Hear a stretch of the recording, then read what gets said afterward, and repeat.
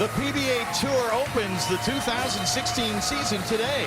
The greatest bowlers in the world picked a partner and will compete as doubles teams in pursuit of PBA Tour titles. In the 2016 Mark Roth Marshall Holman PBA Doubles Championship from Reno, in the company of Roth and Holman, the greatest doubles team in history.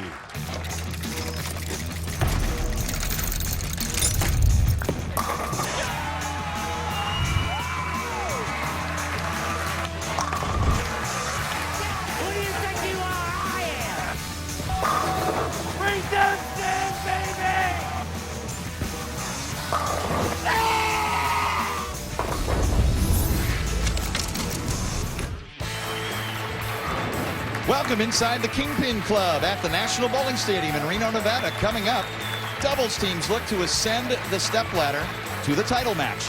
In fifth position, Jason Belmonte with Bill O'Neill. Qualifying in fourth, Matt McNeil and Anthony Pepe, the left-handers. In third, Josh Blanchard with Andres Gomez. In second, Dom Barrett and Oscar Palermo. The tournament leaders are Connor Pickford and Anthony Simonson. And hello again, everyone. Mike Jakubowski with PBA Hall of Famer, 13-time titleist Randy Peterson, and Kimberly Pressler is reporting laneside today. Randy, it's a very interesting mix of teams going up the ladder today, but even more interesting, the tournament leaders. Yeah, and this tournament really features some of the biggest names the tour has to offer. Reigning Player of the Year Jason Belmonte will team with former U.S. Open champ Bill O'Neill. The world champions Dominic Barrett and Oscar Palermo make another powerhouse team. But your tournament leaders is a team comprised of an 18-year-old in Anthony Simonson making his first ever telecast, and Connor Pickford, 23 years of age, making only his second show. Can the youngsters handle the intense pressure under the bright lights in a championship match on the biggest stage the PBA Tour has to offer? We'll find out which one of those four teams ascends to our stepladder title match. Kimberly Pressler is with one of those four teams. Kimberly. Thanks, Mike. I am joined by Bill O'Neill and Jason Belmonte. Now, you guys are really good friends off the lanes, but how much does it mean to you guys to be able to compete in something like this? I mean, for me, it's great. I'm bowling with the best bowler in the world, so how can I feel bad about it? Jason, you agree with that?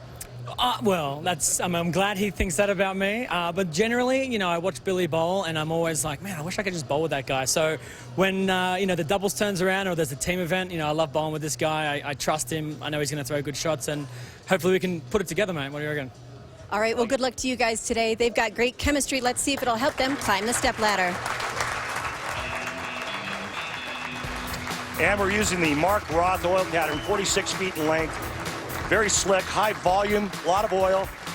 We watch the players in warm-up using a lot of surface and some extremely strong, powerful bowling balls. And speaking of power, back in their day, those two gentlemen right there, Mark Roth and Marshall Holman, well, that was power personified back late 70s, early 80s. Mark Roth, father of the modern power game, and now Bill O'Neill, 7 career PBA titles, looking for his 8th today in this title event. Opening shot. A little tight on the nose, and it's a 3-6-10. Now, this is the full yank right at the bottom of the swing for Bill O'Neill. Now, if that pattern was about 51 or 2 feet in length, that would have held pocket. O'Neill out of Langhorne, Pennsylvania, 34 years old, prime of his career.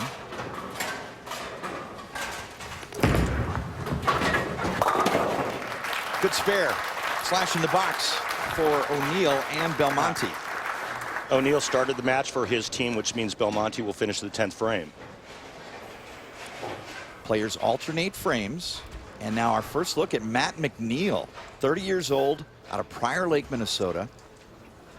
A United States Bowling Congress multi-eagle titleist. Just picked up his PBA card bowling professionally. Power mix from the lefty. Matt McNeil is the real deal. This guy's got a lot of experience, as you mentioned, Mike. He knows how to handle pressure, even though this is his first televised appearance on the PBA Tour. But that kid's got a lot of moxie. Anthony Pepe A winner at the PBA Cheetah Championship in 2014, teaming with McNeil. Handed a strike, trying to double up for his partner's second frame opening match. A little high. 2-4. All right. A little soft. How do you like that shirt? It's all right, brother. Come on. Is that Bowser? It's a puppy. I can't take my eyes off the back of his shirt. I'm sorry. A little soft with the speed here. The ball overhooks, goes through the nose, but no split, just the 2-4 standing. Creative design on the player ensemble. Classic form of Pepe and an open frame. Tough start for Anthony Pepe. I got you. And a little tougher when you have a partner. Yeah, I got and you. you know, it's when it's just you can go back and just kick yourself, but you have a partner relying on you, it makes it that much saltier. 12-time titleist future Hall of Famer Jason Belmonte is up for O'Neill, and Belmonte working on the O'Neill spare. That's going to skate wide, and it is a 210. Gets the opening, and if he doesn't convert the 210 split, he's going to give it right back to McNeil and Pepe.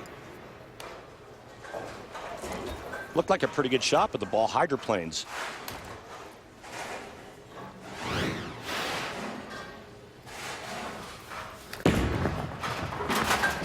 Man, way wide, 8 out. All right, take off. Right now, the only strike thrown in 4 shots was from the newcomer, Matt McNeil.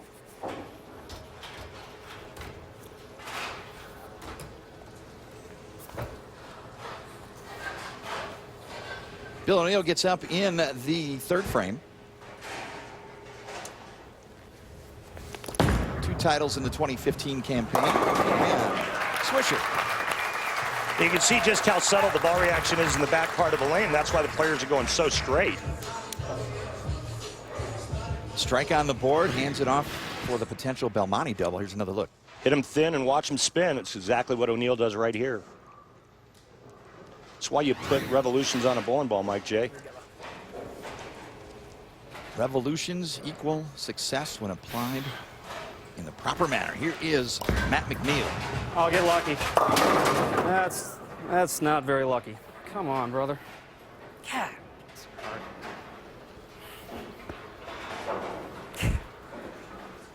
Plenty nervous out there. God.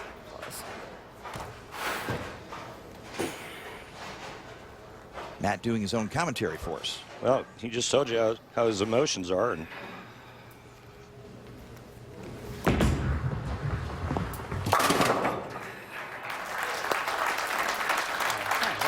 If a player leaves and converts the 7-10 split on today's show, he will earn the $100,000 ultimate spare bonus courtesy of Ultimate Bowling. see what kind of adjustment Anthony makes on this next shot. Last shot went through the nose.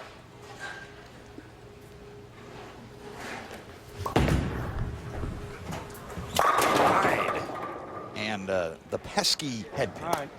Can't chop that one. It's not the most common leave.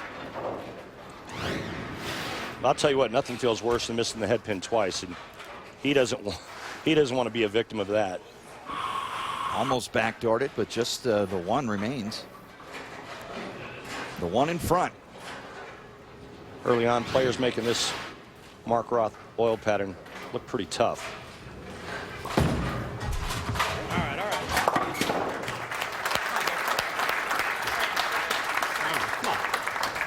Slash in the box, teams feeling each other out. Roth-Holman PBA Doubles Championship.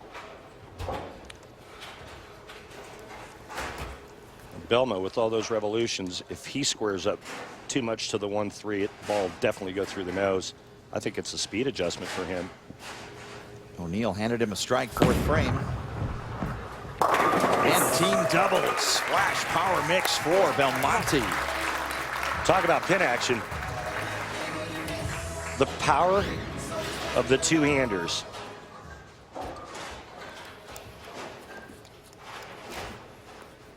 That's a lot of pin action. Team play O'Neill got it started. Belmonte doubles, hands it right back to O'Neill. Looking for the turkey. They lead by 19 pins. The winner here will face the number 3 seed Josh Blanchard with Andres Gomez in our next match. Tugged just a bit inside of target line. 3-6-10. He knew it immediately as soon as it left his hand. As all the great players do, it's a field sport as well. He knew exactly what happened. Again, when the player doesn't feel like he has an inch to the right, the tendency is to miss left. And that's exactly what happened. The good news, no split, just the 3-6-10 standing for Bill O'Neill.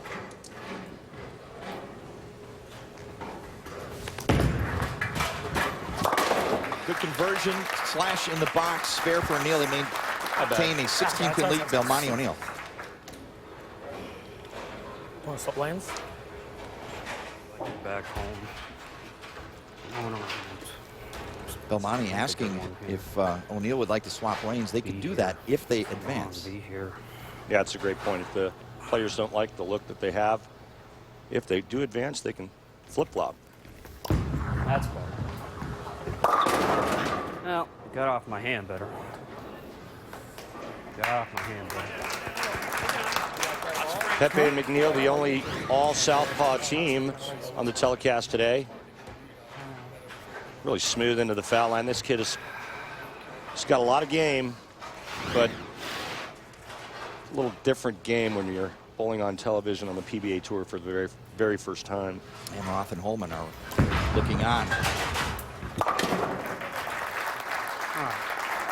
Cleans up the box, just a 17-pin disadvantage. Anthony Pepe looking to get things started for McNeil Pepe. 6th frame of our opening match. PBA Doubles Championship for PBA titles. Field was 50 teams qualifying in match play, taking place at the Fall Classic at South Point Bowling Center, and the finalists advancing here to the Kingpin Club. Give him a chance. All right. Wide and just a 9-pin. Well, the ball looked like it was on line, but just never got up to the pocket. Anthony Pepe went high, then he went light again.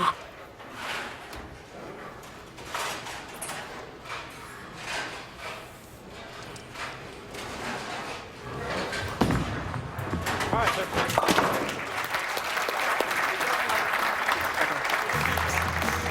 Belmonte and O'Neill are up 18 pins, looking to move up the step ladder. And the opening of the 2016 PBA Tour is off to a start here at the Roth-Holman PBA Doubles Championship. The National Bowling Stadium in Reno, Nevada, highlighted by the 80-foot aluminum geodesic dome, built to resemble a large bowling ball. Time now for the Extra Frame Tournament highlights. 16 games of qualifying and 2 rounds of 6-game match play determined our finalists in action. Competed at South Point Bowling Plaza in Las Vegas. Top 3 seeds set early. Connor Pickford and Anthony Simonson charging their way to the top. Will bowl for the title. Oscar Palermo with Don Barrett, number 2. Josh Blanchard and Andres Gomez, number 3. 4th through 7th, separated by just 30 pins. DJ Archer with Sean Maldonado were 4th, heading into position round. And a tough finish and an open frame dropped Archer and Maldonado out of the top 5. Anthony Pepe with Matt McNeil sat in 6th place before the position round. McNeil propelled the team from 6th to 4th by rolling a clutch 277 game. EJ Tackett and Rhino Page were the number 5 seeds, but a loss in the position round match would drop that team out of the show.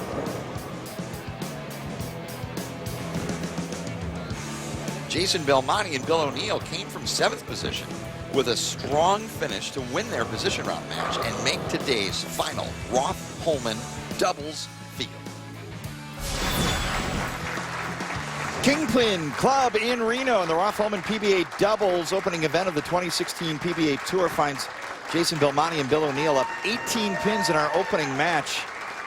And the team of Belmonte and O'Neill, team on the lanes, and maybe the 21st century version of bosom buddies.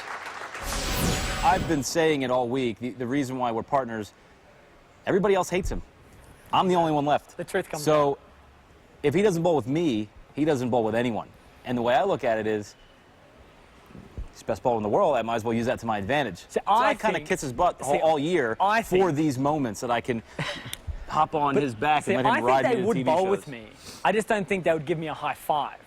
You know, I think they would go, yeah, I'll bowl with you because you're probably going to do well, but they don't. You know, he at least gives me a little fist bump every now and then, you know, a little high five. When you roll the 2-pin, they would be angry. Yeah. Well, They'd if be I happy don't strike, and angry at the I same heard time. him actually say a few times when I don't strike, I heard him say, you know, things that we can't say now in favor of me, like, you know, and that never happens from anyone else. Well, they're great friends off the lanes, and they put together a pretty powerful team. Really good chemistry for those two guys right there. Tour roommates and good buddies. As we take a look at Jason's arsenal using an eternal cell, I wonder if Big Earn and Roy Munson would have made a good doubles team. It's light, but he rolls the 2 out. And, You remember what Bill said in the interview? yeah. I'm sorry, it was Jason who said something about rolling the 2-pin, and sure enough, wow, talk about foreshadowing. Is that the word, Mike? It is, and here's the roll 2-pin right there, trip 2. ask for it and it shall come. Those two competitors and your kidding around game better be up to snuff out here on the tour as well. Belmonte's not only a good bowler, he's clairvoyant. I had no idea. Hurry. No, 7-pin. Chance to extend the lead, falls short.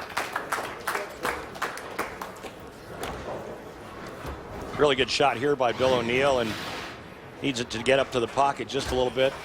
Bill O'Neill in the gym, really good athlete, great form. Bad result on a really good shot.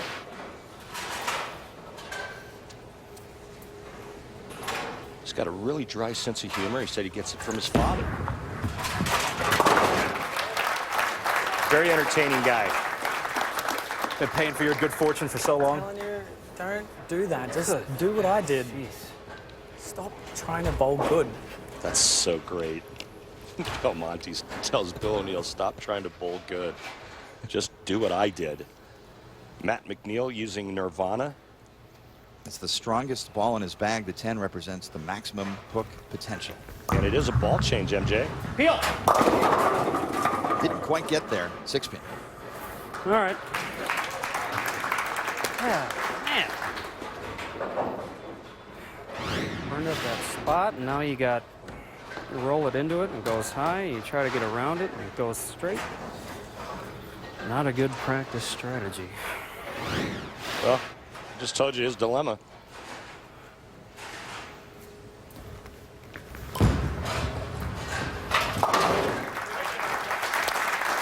Come on, hey, one time right here. Come on. And correction on Matt McNeil's ball change. It was a mastermind brainiac. Pepe backs off for just a moment.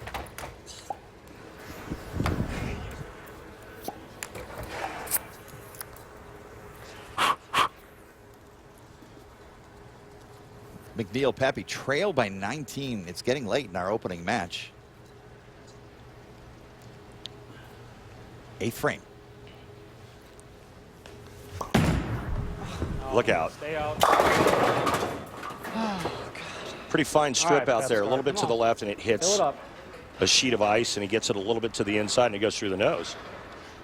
Question is, can he move a big step to the right and completely change his line? Maybe get a little closer to second arrow, because that part of the lane looks unplayable.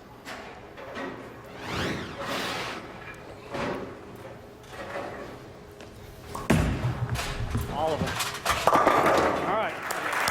Spare conversion and count drops. Hey, you can do this.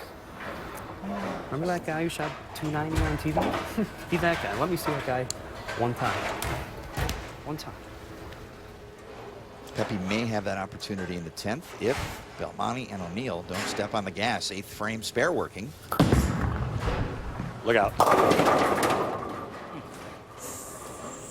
On the 5. Even with all those revolutions and power, he can't get his ball to turn up to the pocket. That looked pretty firm in terms of ball speed. See how straight he's going through the front part of the lane, and that ball is just skating down the lane.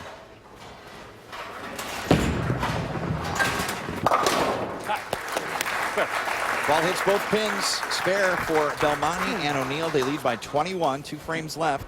Last shot for Bill O'Neill will come in the foundation frame as he hopes to set up Belmonte in the 10th.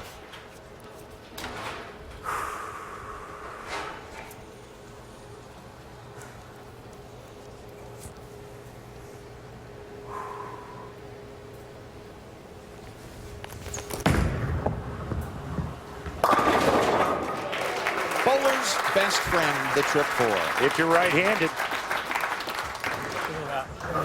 sets up the 10th frame. They're in good shape. Spare strike, they'll shoot 191. McNeil and Pepe, if they strike out, the best they can shoot 190.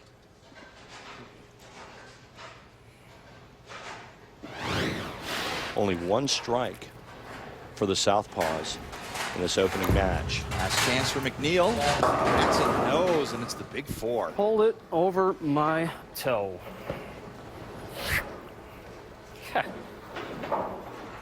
Folks, I promise I'm a lot better than this.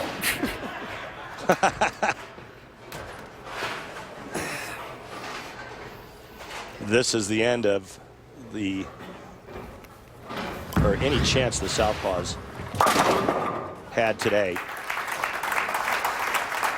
1 strike for McNeil and Pepe. Never figured out this oil pattern, never got lined up to the pocket. Never got comfortable. Hey.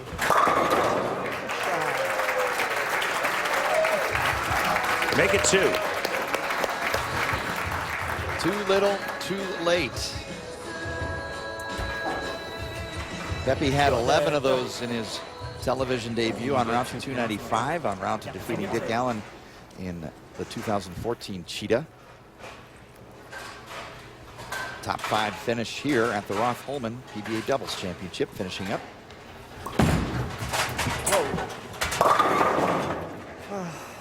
All right, well, at least we tied at a strike apiece.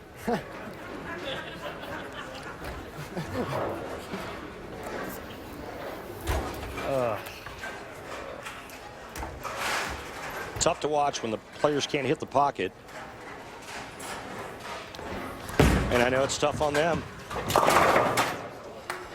All right, man. All right, let's see what Belmonte does in the 10th frame. I love you. I love you, bro. We'll get him next time. It'll be interesting to see if they swap lanes. That can also, yeah, we'll get down. You're going to try to move one? And gear down? No, I just want to see what happens. Okay.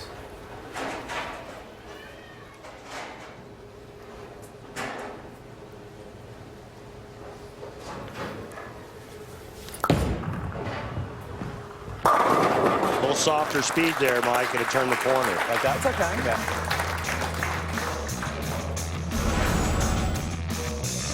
Jason Belmonte with Bill O'Neill move up the stepladder, defeating Anthony Pepe and Matt McNeil, and now move on to face Josh Blanchard with Andres Gomez next at the Roth-Holman Doubles.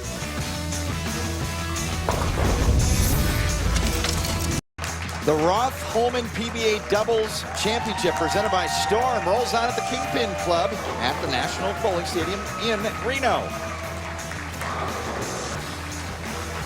Jason Belmonte with Bill O'Neill advance with a 196 game and will bowl in our second match against Josh Blanchard and Andres Gomez on the way to the semifinal and today's title match.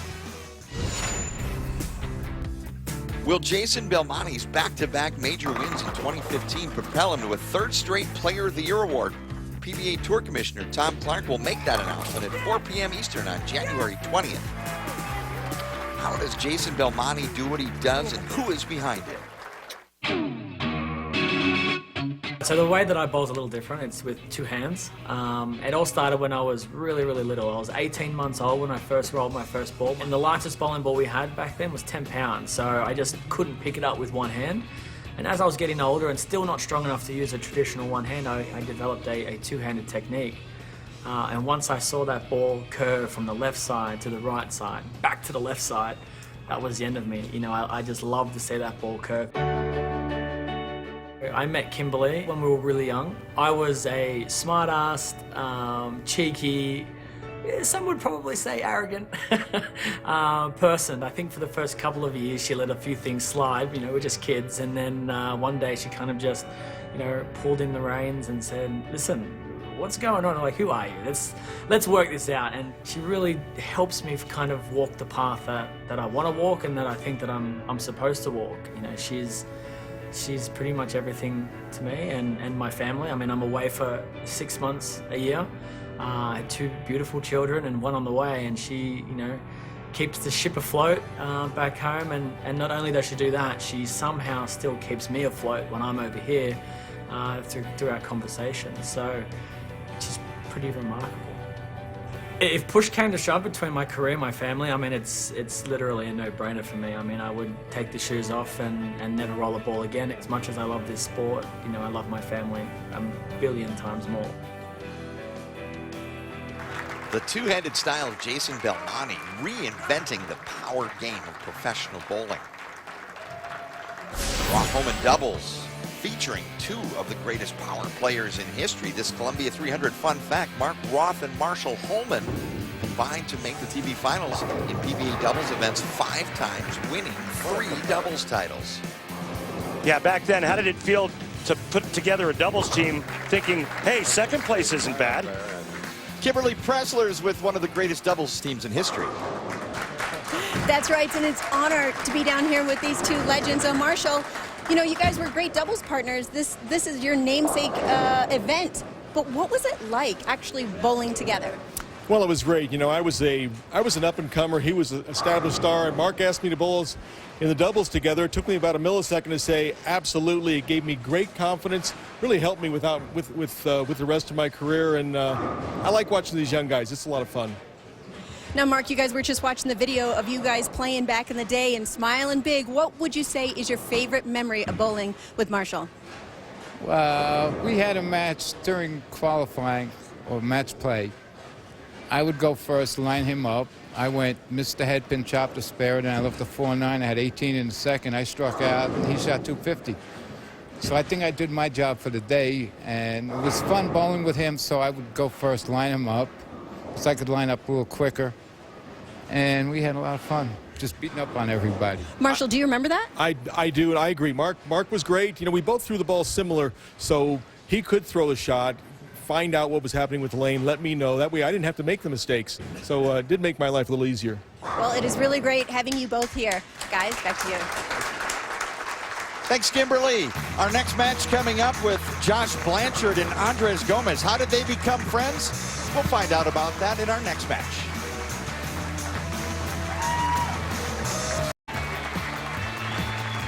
Extra Frame, the PBA's online video subscription service, has exclusive live coverage of every PBA, PBA 50, and PWBA event. Extra Frame's big February calendar features coverage of 3 consecutive majors: the Fire Lake PBA Tournament of Champions, the USBC Masters, and the Barbasol PBA Players Championship. 3-day, monthly, and yearly subscriptions are available. For more information, click on the Extra Frame link at pba.com. Kimberly Pressler is with our number 3 qualifiers.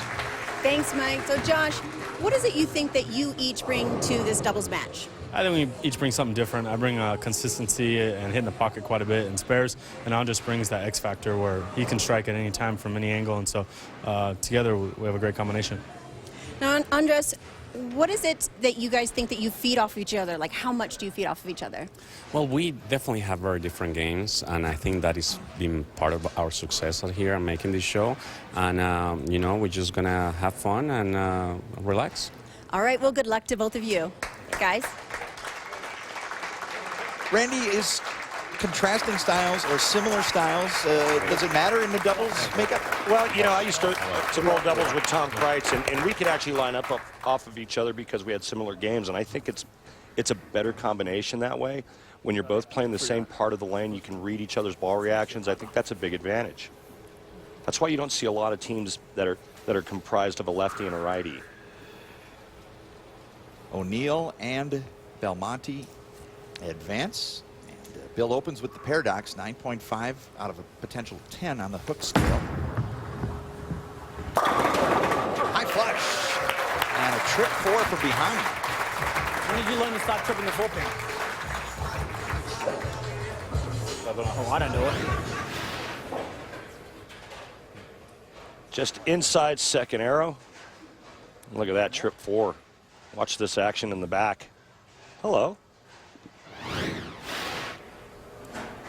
Josh Blanchard out of Gilbert, Arizona. Oh, solid 9. Ball made a sharp move in the last 2 feet. Yeah, it really did. It read the front part of the lane beautifully, and then more back-end reaction than we've seen thus far on the telecast. His speed's a lot softer than Jason Belmonte's, and he can get his ball to read. What's that? Watch the ball go right by the 9-pin. I like our chances too. Yeah, 2 balls.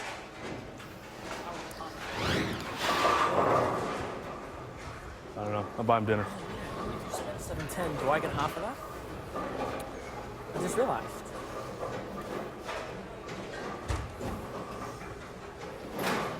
Blanchard at the single pin. Spare attempt. Covers it easily. Hands off to Andres Gomez out of Bogota, Colombia. 3-time PBA Tour titleist, and Randy, for my money, one of the sweetest swings and follow-throughs in the game. Real soft hand at the bottom. Watch the open hand finish at release. There it is. Can strike from any angle. He got that angle. Real good on heavy oil because of his soft ball speed. But he's done a lot of things with his roll the last couple of years, which has gotten him Good odds in Vegas that he was going to go on live. television more often. He can roll it now. He used to be known as a guy that just kind of hooked it from gutter to gutter, but he's become more versatile the last couple of years, and it's really paid off. All-world Jason Belmonte, 3 PBA Tour titles in 14, 2 majors in 15. Second frame working on the strike. Messenger behind. Oil pattern starting to break down a little bit. You can see Jason Belmonte starting to migrate towards the center part of the lane, and watch this massive messenger. There's the head pin. It goes right behind the 10-pin.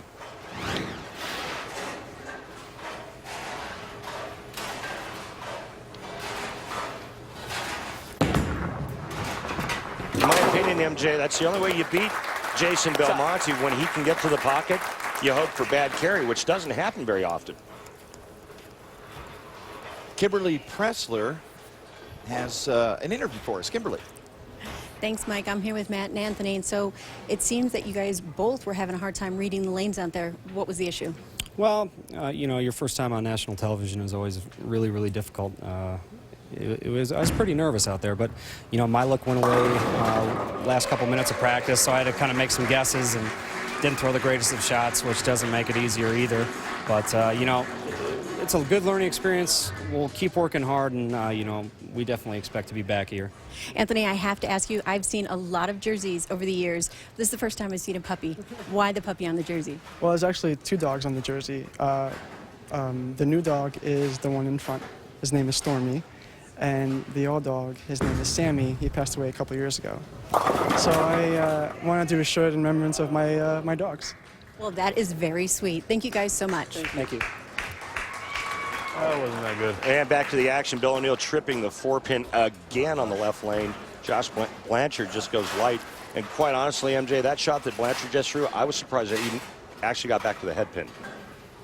Last year on the PBA Tour, Blanchard going back-to-back, once in Germany and then following up with a win in Portland, Maine.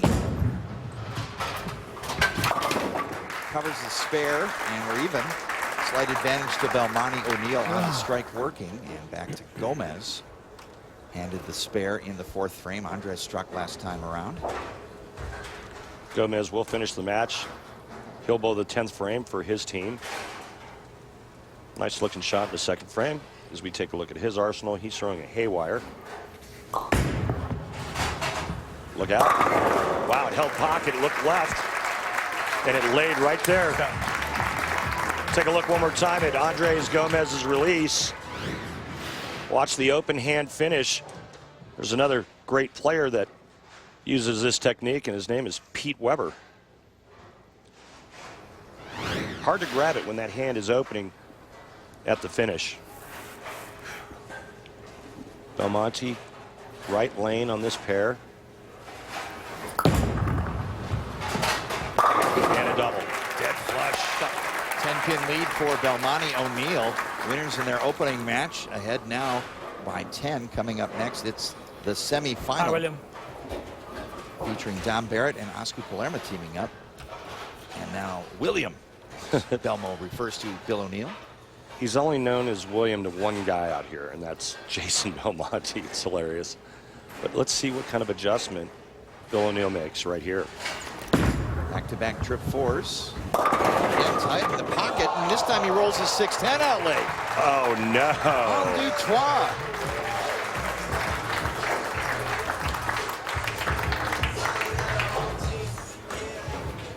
Good enough to earn today's Barbasol close shave of the day on the right side of the rack. Left all the way, goes right through the face. Pin comes across, takes the 6-10 out for a three-bagger. And all Bill can do is sit back down in his seat next to his partner and talk strategy. No one disdains off hits more than Bill O'Neill. X in the box. Get up, get up. 7-pin. Power splash hit. Fails to carry the 7. And their team fails to double.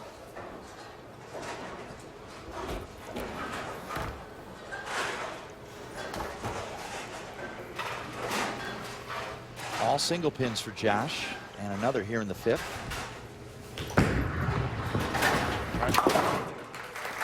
All the great breaks that Bill O'Neill's gotten through 5 frames. If Belmonte carries that massive messenger in a second, their team's perfect. Andres Gomez, perfect. Striking the 2nd, striking the 4th. Gomez, the native Colombian, now residing in Weston, Florida. Fellow Floridian Randy. Andres up. Andres is perfect. Gomez and Blanchard trail by 20 pins to Belmonte and O'Neill. When we return, Josh Blanchard and Andres Gomez are doubles team now, but their first meeting didn't necessarily lead you to believe they would become a doubles team. Find out more when we return. Coming up next Sunday at 3 Eastern on ESPN, it's the PBA Challenge, featuring championship matches from across the world of professional bowling and team competition. Next Sunday on ESPN. Every relationship has a great story. How did Josh Blanchard and Andres Gomez become friends? Let's find out. Don't go there. Don't go there.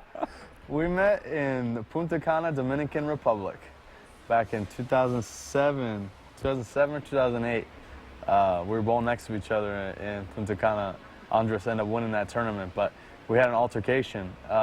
Actually, that's how I met him. That's how we met each other. We had an altercation against each other on the lanes, and just some issues. And then afterwards, we've become good friends since then.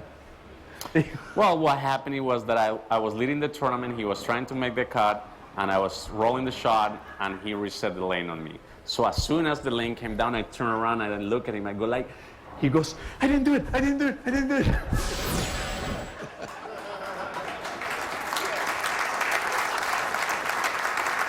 Andres insists that's how it went down, Randy.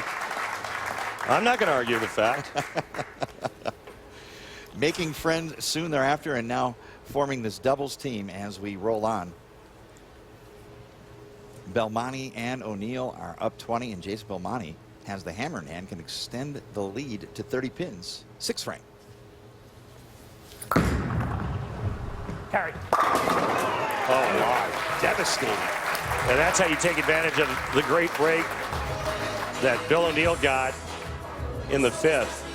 I'll tell you what, all that power, you throw a bowling ball right there perfectly between the 1 and the 3 pin, there's not going to be a whole lot left standing. Handing it off to his partner to extend the lead even further. Bill O'Neill has thrown 3 strikes, none of which have been perfect in the pocket. There's a big move left. Come on. Unlucky, man. Unlucky.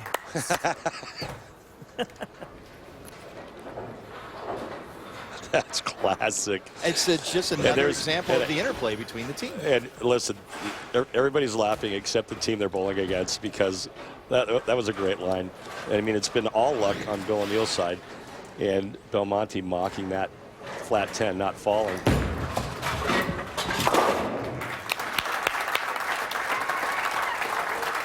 One too many? Huh? Move 1 too many?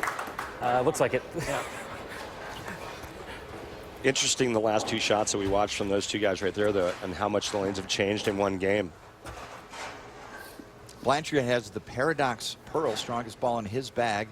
That's a 9-point rating on a scale of 10, indicating hook potential. And looking for the first double in this match. Right, and he rolls the 2. They were talking about getting some kind of break, and there it is. Interesting in how that ball never even turned the corner, and it finally strikes. And the first double for Blanchard and Gomez.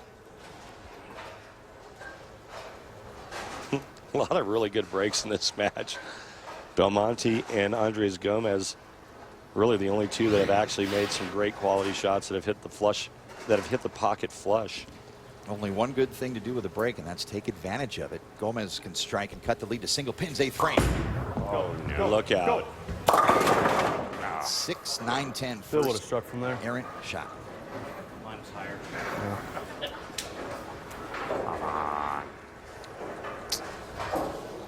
He was perfect up until that shot, too, and just got it left off of his hand, goes through the face, leaving the 6, 9, 10. Hey, there's a brain in that ball. Smart spare covers the 6, 9, and 10. Slower, just to pinch him. Sitting, yeah.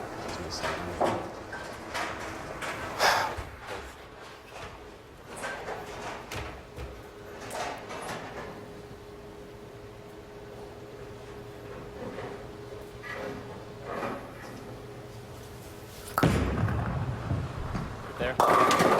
Light roller. No. 10 pin. Right down. Good 9. Well, Phil frames and see what happens. Cover the spare, turn it over to O'Neill. He has one more shot to throw in this match before he hands the reins back over to Belmonte for the 10th frame. Belmonte looks like he's extremely comfortable now with the way the lanes have transitioned on that right lane. O'Neill has made the big move in. Where's the pinch? With each ball that goes down the lane, MJ, oil is being absorbed by these bowling balls, and this new oil that the PBA implemented, started back in the World Series of Bowling, really holds up well. A lot of strong bowling balls, a lot of rev rates going down the lane, and the oil pattern's holding up. Foundation frame and a proper strike for Bill O'Neill.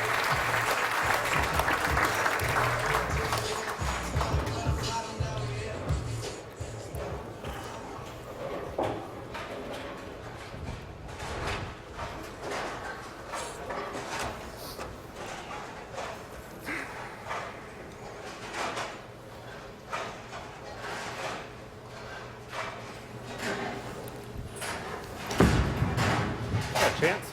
Light in the pocket, didn't roll the 2 that time. Almost did. Move into it, it doesn't hook. You go away from it, hooks too much.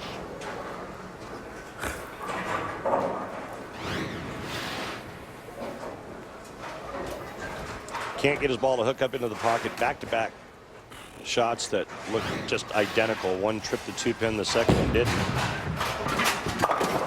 And any hopes that this team had are all but done. Come on, get them all. Never know. Andres can strike out. Their team can shoot 216. If Jason Belmonte were to get only 9 in the 10th frame, they would shoot 216. 6 laps to 10. Messenger for good measure. Gomez doing what he can to fill it up and put that 2:16 on the board. The winner here moves on to the semi-final, where Dom Barrett and Oscar Palermo are waiting. Coming up and waiting are our tournament leaders, Connor Pickford and Anthony Simonson.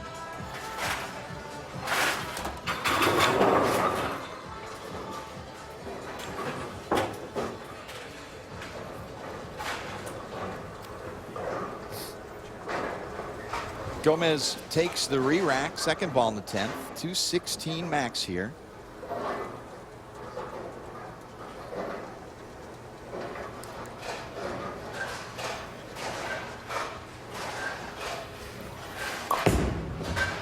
Left again. Oh, holds pocket that time. Wow. I think he was a little surprised as well. One more. Make him show up. Make him show up. Striking the fill shot. Belmonte needs a mark. One more. And Andres indicating a second re-rack. Doesn't get it. Blanchard used one. They only get 2 for the game. I thought it was 2 per player. Not 2 per player, 2 per game.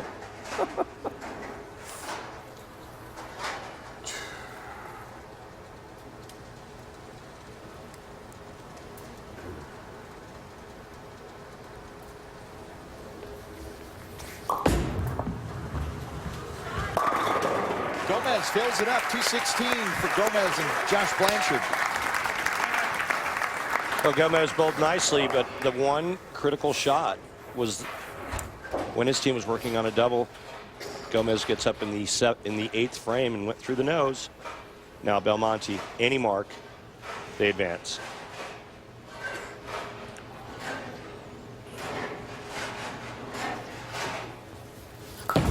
Look out. 2-8-10 split. Just like that. Come on, get the wood. He needs 2 pins to tie. We'll have a roll-off. I hope he understands the scoreboard. You would think in this situation he would know exactly what he needs.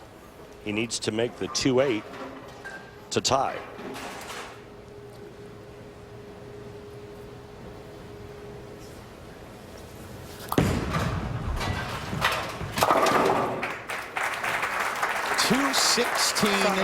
$2.16 and a roll-off. Teams now must decide who participates in the roll-off and which lane.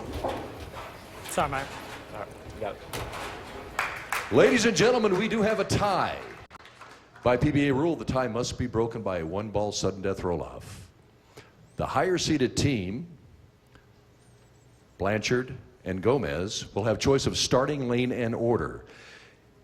If the players tie in that first shot, then the other team member will shoot again on the other lane, and they'll alternate back and forth between team members on different lanes until the tie is broken. Andres. I go first here. Andres is going to start the tie break. And who's bowling first over here? Bill, you're going to bowl first over here? Okay. On the same, no, you're going to stay on your same lane. Yeah, Right. yes, 1 and 1. Yeah. 1 and 1. Good luck, gentlemen. The power of filling it up and making the opponent work. Yeah, we've seen it a lot of times, or over the years, we've seen it happen quite a bit, and that's why you want to, finish strong and make the other team show up, because you really never know what's going to happen, and so it's extended play now for Gomez and Blanchard.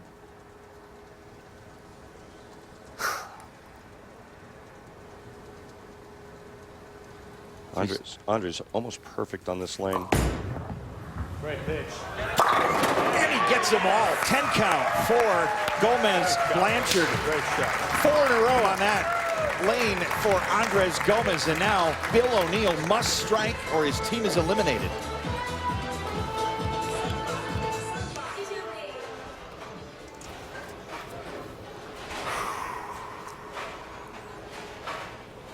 If O'Neill strikes, Blanchard and Belmonte would carry on the roll-off. O'Neill must strike.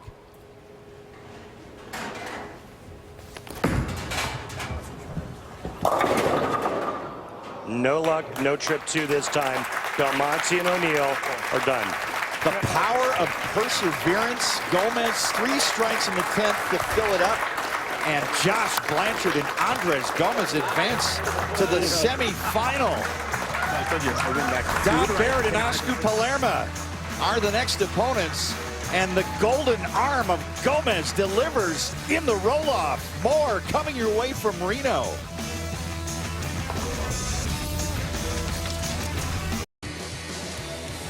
Circus performers, live entertainment, dining, and so much more available in downtown Reno. Hey, Mike J., if our gig doesn't work out, maybe we can, you know, put something together. I think we can. I've got a red nose handy. Be sure to stay logged on to PBA.com for all the latest PBA news, player updates, and tournament information, including your chance to purchase tickets to the ESPN telecast of the Fire Lake PBA Tournament of Champions in Oklahoma. Head on over to PBA.com and click the tickets link for more information. The Mark Roth Marshall Holman Doubles Championship, as Blanchard and Gomez survived the roll-off 10-9 to advance to face Oscar Palermo, the twin Finn, and the Dominator, Dom Barrett, both PBA champions, both PBA world champions. Let's learn more about this duo. I guess it's every bowler's dream to win the majors, and we went back-to-back years. It was, yeah, it's really I don't know, cool. what can you do? And we're the second and third ever Europeans to have won a major. Mika obviously has won a few, and we're the only 3 out of all of Europe to win majors in PBA Tour. That's pretty cool. Oscar Palermo, the twin Finn, Dom Barrett, the Dominator, teaming up. Yeah. Get to know those gentlemen very well over the years in the World Series of Bowling era, creating the talent and worldwide talent, including this man, Andres Gomez, with the big 10th fame performance and the big roll-off. And we move on. Semifinal, opening shot.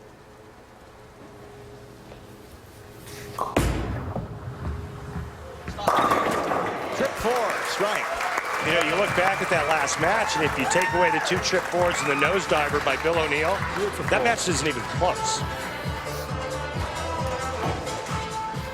First look at the twin Finn Oscar Palermo, one of the strongest strike balls in the game. 5 PBA Tour titles out of Espoo, Finland, 32 years old.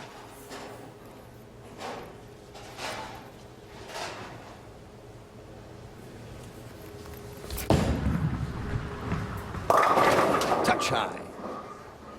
3 in the 6. Oh.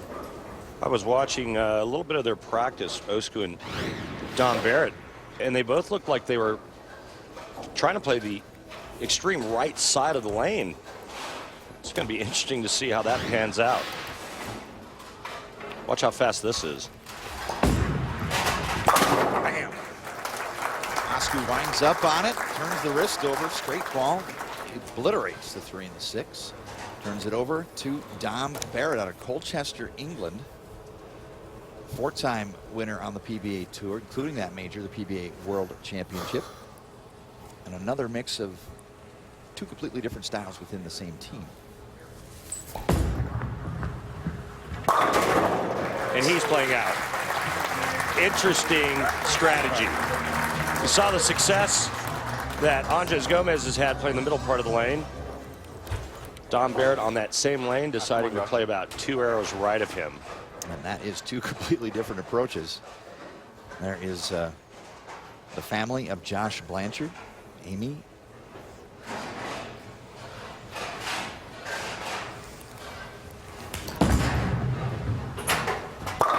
And a 6 slaps of 10. And an early double. A little different start for Blanchard and Gomez. Come on, double.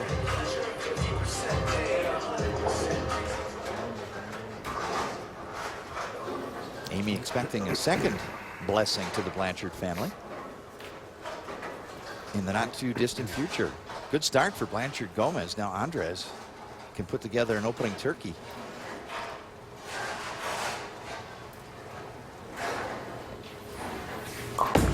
Go through. Go left. Yeah, baby. He slides the right side of the rack away. Break goes to Blanchard and Gomez this time. Huge break. That could have been 6. Well, it happened to them in the last match against O'Neill and Belmonte, and Andres Gomez does the same thing that O'Neill did on the same lane. Through the nose and carries the strike. 9 sliding into the 10, the last 2 to fall in fortunate fashion. Now Palermo.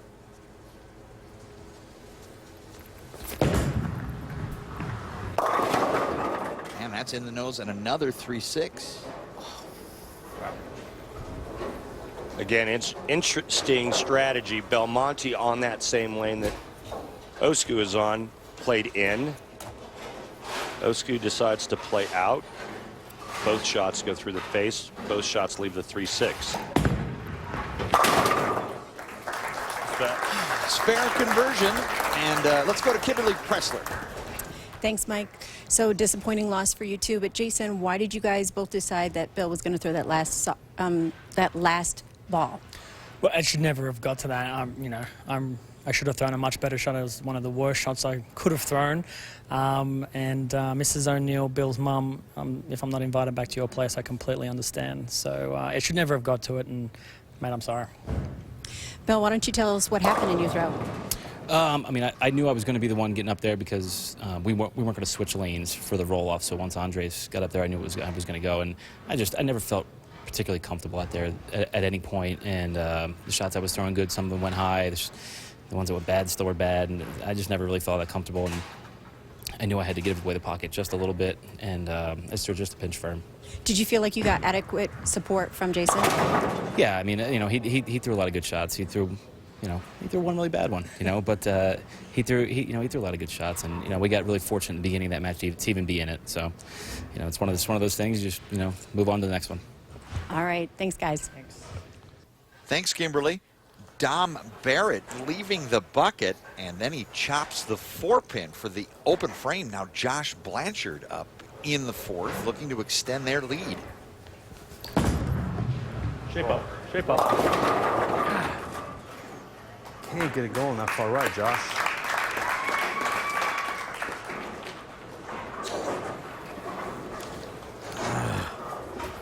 Hasn't really found a consistent home to the pocket. Coming in light, leaving the 2-pin.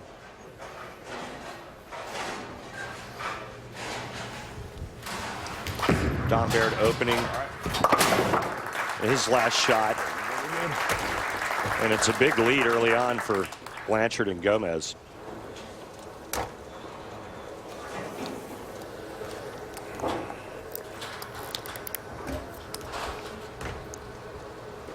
Andres Gomez making a ball change now.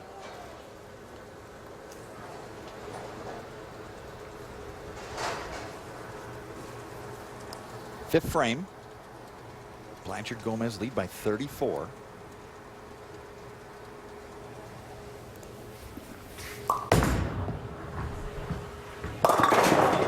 Three, 6, 7, 10 split. Come on. Ball change and loft, but a lot more downlane reaction with this new bowling ball. Watch this. He lofts it to try to get it to skid a little bit farther, and it looks pretty good right until they got to about 50 feet, and then it just snapped right through the face, leaving the 3, 6, 7, 10.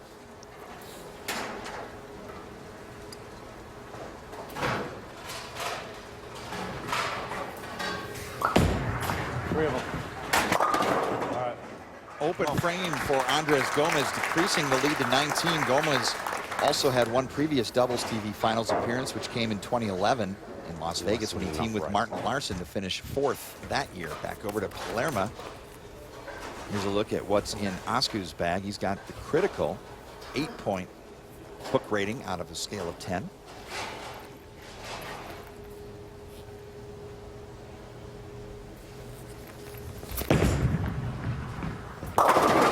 Splash rack, power hit, and a 7 falls. Adjustment made from the 2, 3, 6s. He moved in a little bit and threw it really hard.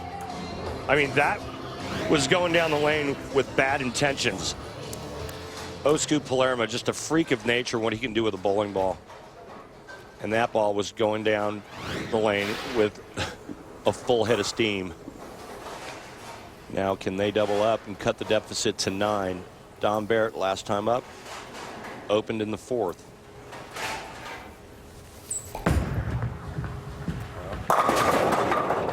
He races the 10. Good shot. Barrett and Palermo have each made one previous doubles TV finals. They teamed together to finish second last time around, losing to Norm Duke and Wes Smollett. They had won 2 in a row, failed to qualify through the qualifying portion at this year's doubles event. Spare for Barrett and Palermo. Blanchard and Gomez are up 19, halfway home in the semifinal. Gomez continues to find a way to strike, and Blanchard right behind him. More when we return to Reno.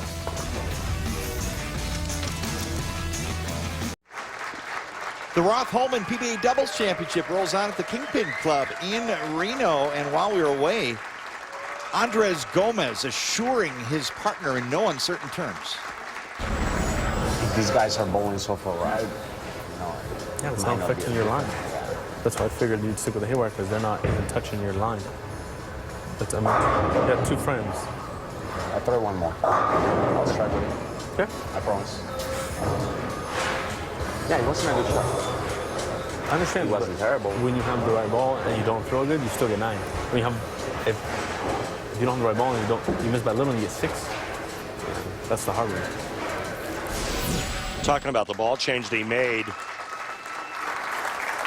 And the last shot that Andres threw on the left lane, where he went through the nose, Andres says, I want one more crack at it with that ball. He's probably going to move 3 or 4 boards deeper and give it a little bit more room. Blanchard Gomez lead by 19 pins, 6th frame, semifinal match. Go through it, go through it. Solid strike for Blanchard, hands it right back to Gomez. More speed and more direct on that lane. Now, did Andres Gomez make the right choice? We're going to find out right here. And he's going to make sure he's got 10 on spot with a re-rack.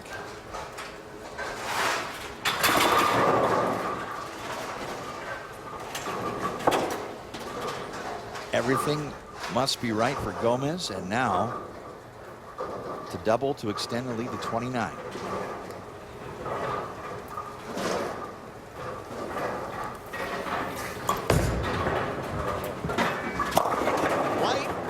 Doesn't shake out the 2. Wow.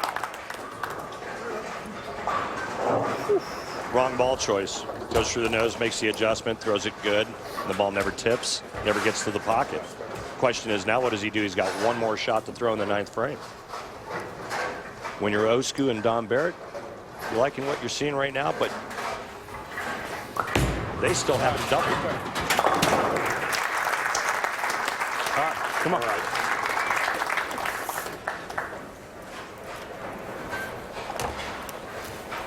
Osku Palermo now up in the 7th frame. Time to put on those striking shoes. Get back in this match. 2 spares for Osku. He struck last time, now up in the 7th.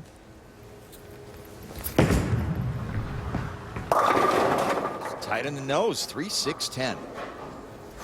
It's not very often that you see Osku Palermo playing right of Josh Blanchard, but that's exactly what's happening. He's trying to go out the pocket with a lot of speed. If you want to think that's going to control the pocket, the other one's better.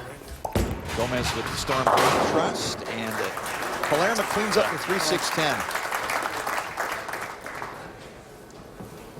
On count, Blanchard Gomez now lead by 22. Important shot here for Don Barrett, Randy. Yeah, it really is. Take a look at Don Barrett's arsenal. Also using a critical. Last time up on this lane, he made a really good shot and left a pocket 7-pin. He needs to strike here to set something up for his team. Getting late in the semifinal match, the non-titleists Connor Pickford and Anthony Simonson are waiting in the title match. 9-pin. It's terrible. You heard him say it's terrible. It looked like it was left the whole way, and probably fortunate to hit the pocket, but quite honestly, not a great break here. Solid 9.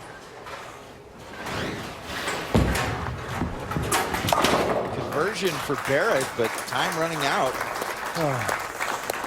I'm just wondering what Dom and Osku saw in practice prior to the start of this match that made them decide to play right. You know, you had Belmonte for 2 games beating up a pretty nice track right around that second arrow and chasing it in. Same thing with O'Neal playing, O'Neal and Gomez playing in on that left lane. Tip up. And now Blanchard and Gomez can take control. A-frame strike for Josh, handing it off to Gomez for the foundation. Just hard for me to wrap my hands around Osku playing right of Josh Blanchard because of all the power that Osku has. Why? I just don't see that. Something Kimberly may be asking. What first? Back, Blanchard, Gomez. Back to the bowling ball I started with. You're right. There you go. Great. Respect. You see, you should have told me to stay with these balls. You were actually convincing me that this was the right ball. He said, don't worry. Okay. Andres Gomez reassuring his partner Josh Blanchard about the correct choice of ball. Oscar Palermo now up in the foundation frame. Max score for Barrett and Palermo is 201.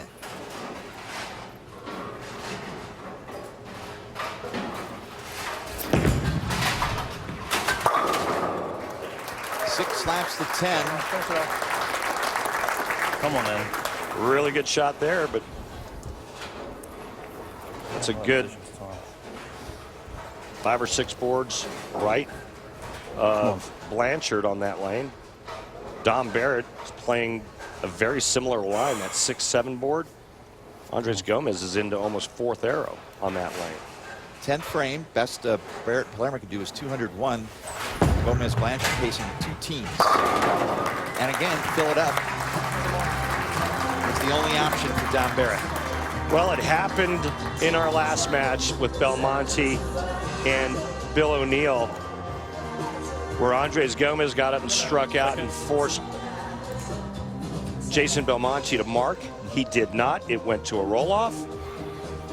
And that's why Gomez and Blanchard are still bowling now. Re-rack for Dom Barrett.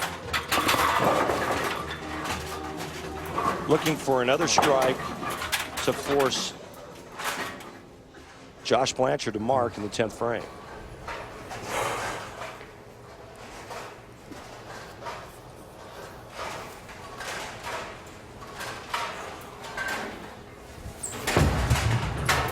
Get there. Come on, Dominic.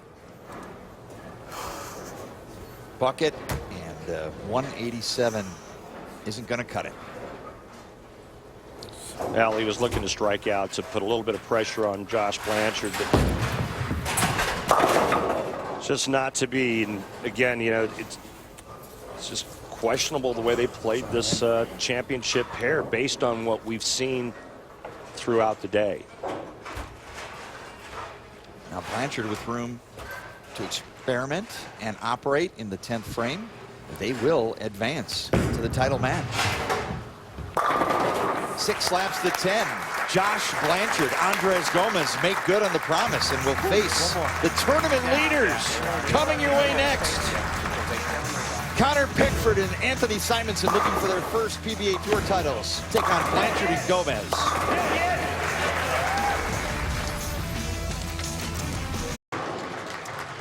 Welcome back to the Kingpin Club at the National Bowling Stadium in Reno as the PBA Roth Holman doubles roll on. And time now for the Geico Championship recap. Hey, on match number 1, it was Jason Belmonte and Bill O'Neal taking out Anthony Pepe and Matt McNeil. Belmonte with a great strike. O'Neal follows it up with a trip forward for a double. They win 196-153. Then in match number 2, Jason Belmonte just needed a mark in the 10th frame. He does not get it. This match goes to a roll-off. First, it's Andres. He steps up, and it's 10 in the pit. Bill O'Neal must match it. He does not. Blanchard and Gomez survive. Then in our last match, Josh Blanchard, right lane. through it. Go through it. It does go through it. It goes through the pins perfectly. So does Andres Gomez. They combine for a four-bagger late. They win 233-186. That is your Geico Championship recap. Thank you, Randy. Coming up next, it's the title match in the Roth-Holman doubles. Pickford-Simonson, can they win their first tour titles against Blanchard and Gomez? Find out uninterrupted next. Ladies and gentlemen, it's a championship match. The number one seed. PBA Roth-Holman doubles championship, and there they are, Roth and Holman and Randy. Everyone tried to throw it like them and still do. Boy, when I was a little kid, I used to have this small rubber ball, and I would emulate bowling like Marshall Holman. Heels all the way on the back of the approach. Time now to flashback with Ebonite. Another Hall of Fame doubles team, Mike Albee and Steve Cook. Yeah, and a perfect combination of a stroker right there in Mike Albee. And big Steve Cook, the cranker. Big man with the big ball. That's nasty.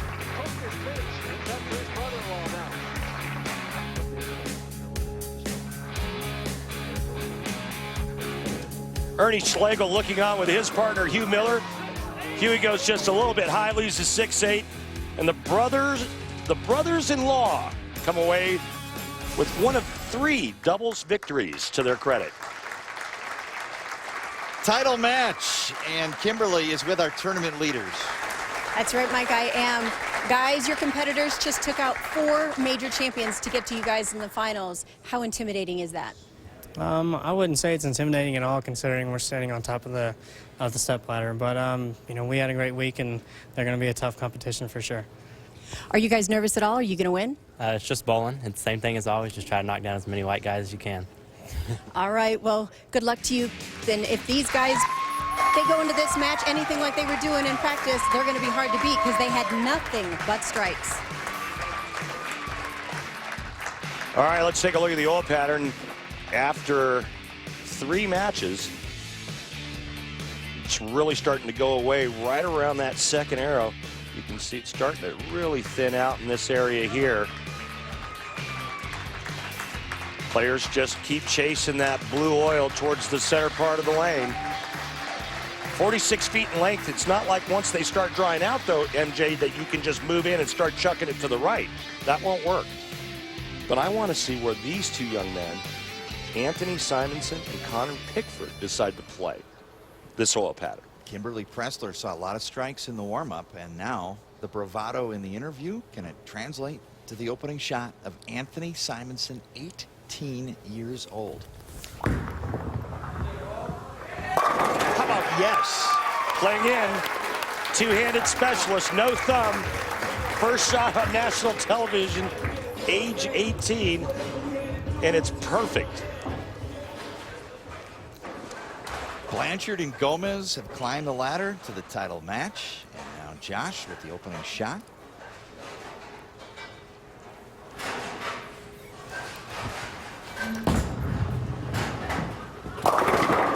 And light 2-pin. Hit up on it. He decided to go a little bit straighter the last match on that lane, and it worked fairly well.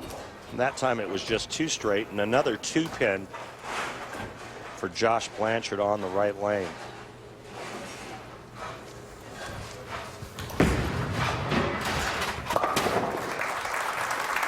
Spare for Blanchard Gomez tag team now over to Andres. Primetime performer to force the roll off. Part of the climb along the step ladder. 7 of 8 strikes in that match. Now 3rd match of the day.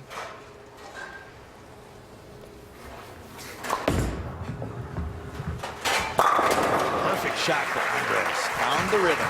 Well, he stayed with that same ball. He just moved in a little bit more. Your side is right after we took it. Will it hold up long enough for him to get into the 10th frame and throw strikes if he needs to for his team? And now Connor Pickford, finalist at the World Series of Bowling last year, strongly indicated that he wanted to end the match on the right lane. He's got the lane he wants.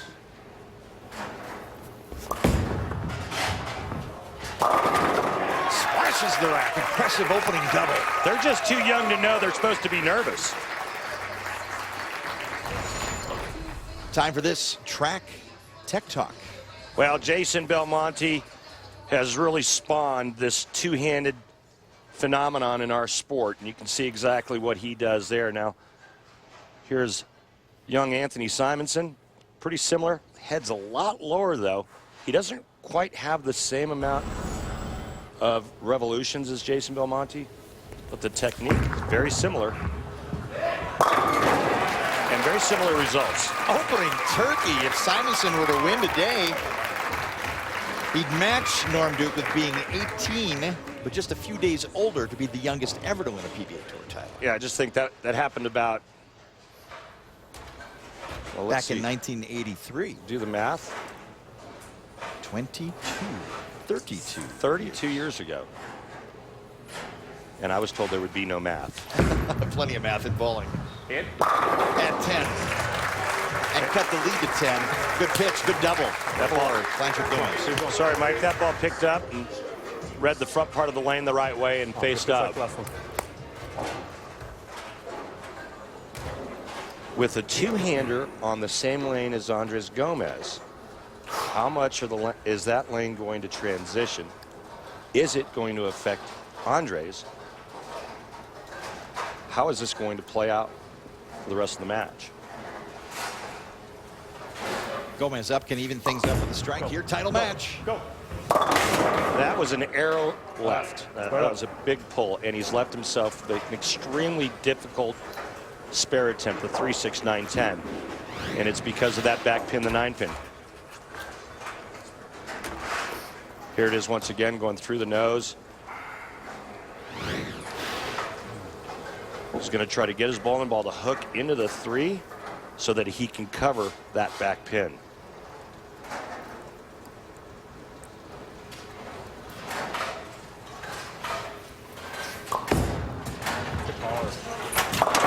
No. 3 out of 4.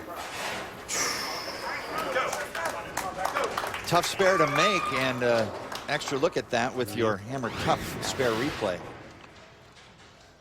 Moved in and got it too wide, and the ball just didn't have enough to get back into that 3-pin. Not enough friction to the right part of that lane. And it's a big opening for Pickford and Simonson. I really like this game. Watch this, folks. Watch him snap that wrist at the bottom of the swing. Be good. Be good. Yes. 6 slaps at 10. Opening 4-bagger, taking advantage. 36-pin lead early in the title match. Kimberly Pressler has this update. Kimberly. Thanks, Mike. So, Dom, Osku, why did you guys decide that you were going to play so far to the right? Well, to be honest, we had to make a decision. It was either far right or far left.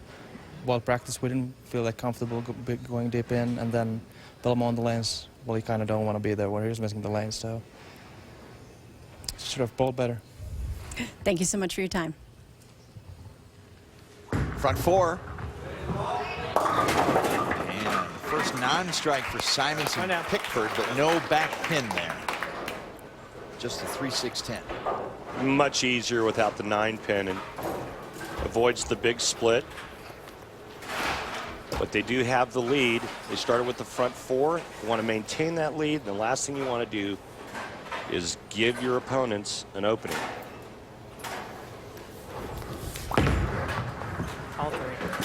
Good spare for Simonson out of Princeton, Texas. He's got 2 PBA regional titles, looking at his first national title here today. Blanchard and Gomez trail by 33 pins. Josh up after the open frame. He struck back here in the 3rd.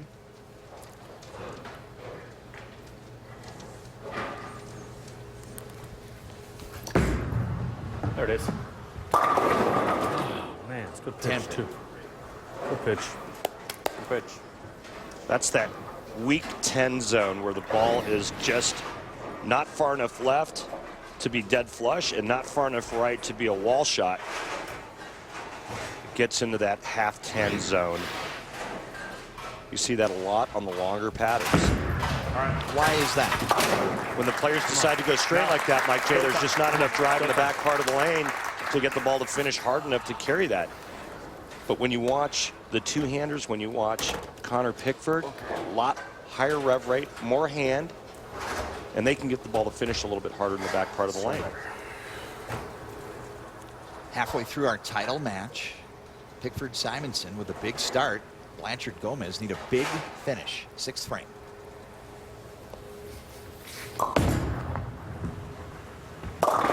He's in trouble. He's either got to open up his angles or he's got to change balls. Because right now that ball's digging in and it's going through the nose. I think his line through the front part of the lane is just too tight. You see, that ball never gets enough room to the right, and there's not enough buildup in the middle part of the lane to get that thing to push farther to the right. He's got to open up his angles. Spare conversion. Spares won't cut it. Not when you're trailing by 36, it won't. Come on.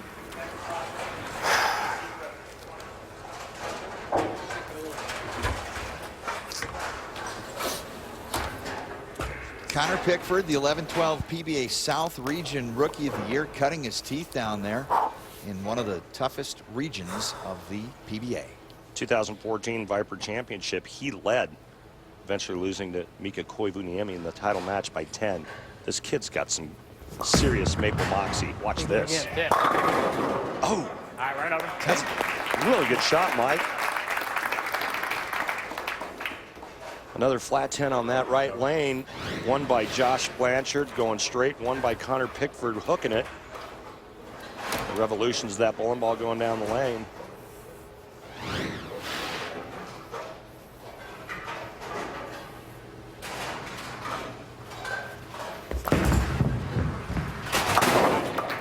Spare for Pickford and Simonson. Tournament stats provided by Rolltech. The qualifying averages for the doubles TV finalists, among them the high average belonged to Simonson, 242 plus, and the low average belonged to Bill O'Neill, 223.5. 7th frame, 35-pin lead for Pickford and Simonson. They're each looking for their first PBA Tour titles. Something changed, Randy.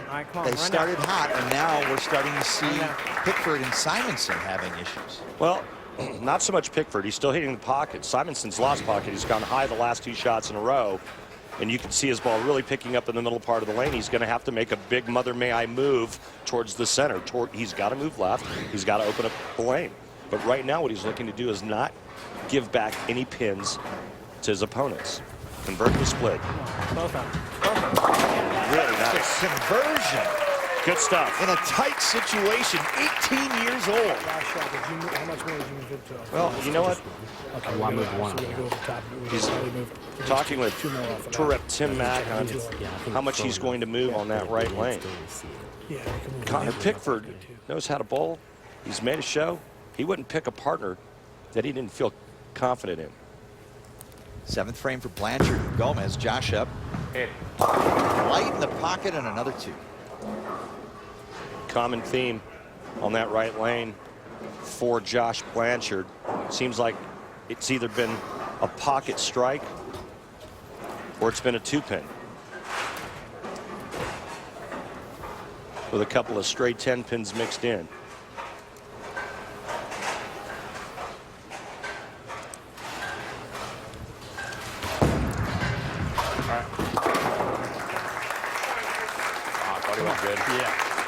Max score now for Blanchard Gomez, 220. Trailing by 34, 8th frame. Time is now to get back in this match, and it will start I don't know, do you think just with a Gomez strike here in the 8th. Get around or move 1.5 right? 8th frame, ball in hand for Gomez. Toes the line here. Gave a little more room, but it didn't come all the way back. Right. Pin. So now it's that same angle, but it needs to be moved just a little bit to the right, okay? So feet and target a board or 2 to the right of that, or same shot, softer speed. Running out of frames.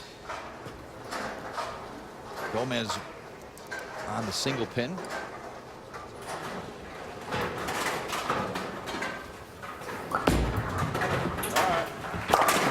Conversion for Gomez.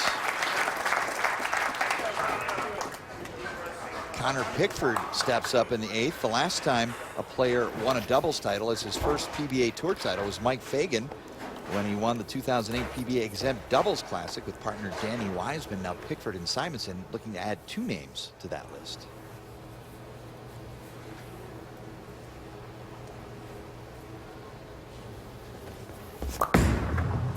Oh, yeah. Wow. Impressive. Impressive. This next shot, though, in the 9th frame, could win this tournament right here, right now, for Simonson and Pickford. What a beautiful shot this is. Right over 4th arrow. Ball falls back just a little bit, and that subtle back-end reaction, and it's 10 in the pit. They are 1 strike away from daddy lockups. Good feeling to feed your partner. Now 18-year-old Anthony Simonson looking to become one of the youngest ever to win on the PBA Tour. Can help cement it. Foundation frame. Come on. Simonson leads the set. He made the adjustment and made the shot. Left himself with a single pin spare attempt coming up, but a good shot, quality move, and good execution. And they're in great shape. All they need to do is fill frames. Spare here and see what Blanchard and Gomez does. There you go.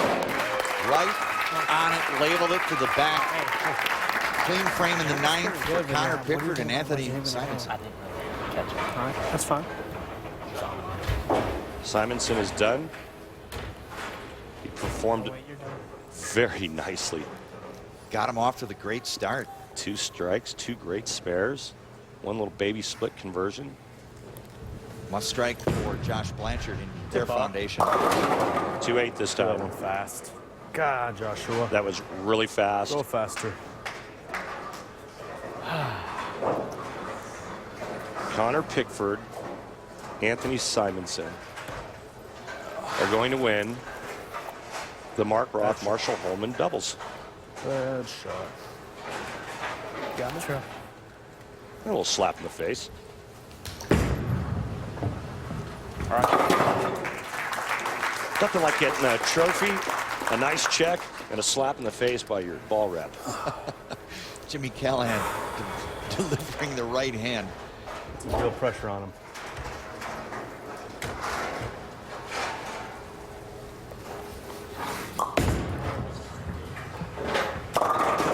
Yeah. Gomez finishing up. You're good at leaving that. His strikeout in the 10th frame and his performance in the roll-off got him to the title match. Just not going to be enough on this occasion. Yeah, and you know, I said at the beginning of the match that it would depend on whether or not that lane would hold up for him, and it did not. The youngsters pulled great, though. You can't take anything away from these 2 young guns. Thanks for bowling. Have fun, man. I wonder what Marshall and Mark Roth are thinking. I wish I were out there taking on Simonson and Pickford. You know what they're thinking? They're like, there's no way those guys could have beat us in our heyday. Connor Pickford, no pressure on this shot.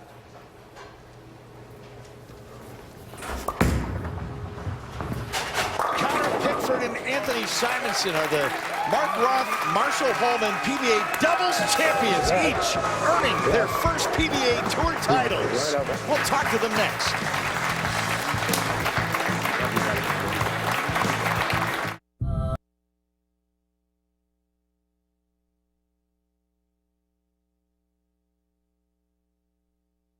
They did. Vacation getaway. Gorgeous Lake Tahoe. Absolutely beautiful. 4-season resort area, skiing, and just beautiful. Any chance to visit.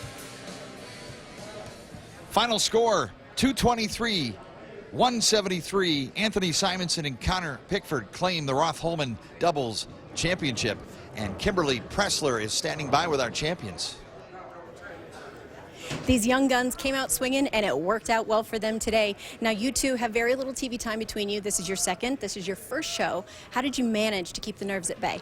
I've got to give the credit to the Storm reps. They did a great job keeping us calm the entire time, telling us to drink water and take deep breaths and really believing in your process before the shot. Now, this is your first PBA Tour title. How does it feel? It feels absolutely amazing. It's a dream come true. I grew up with my parents always taping the shows, and that's how I spent my evenings, you know, away from school. I was watching bowling, and to be able to live the dream out it's a surreal feeling. How does it feel to win this together?